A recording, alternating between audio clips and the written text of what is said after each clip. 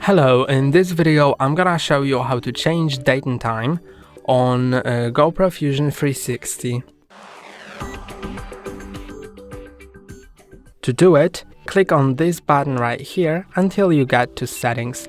Then click on the Rec button to open them, and then click on the Rec button a few times more until you get to the general settings. Then, when I go down, you can see that I can adjust date, date format and time.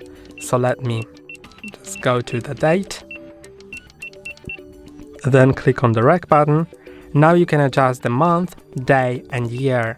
So I have it correct, but if you want to change it, just click on select the option that you want to change, then click on the Rec, and now it will just change like that. So I'll need to just go to 2 again. Okay, now let's go to done. You can change the date format here. So go here, then you can change it like that. Then click on done.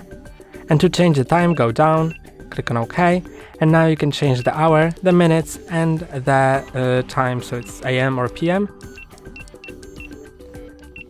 So you can change it like that and click on done, and then go all the way down to done and click on OK. And that's all for today. Don't forget to like and subscribe. See you next time.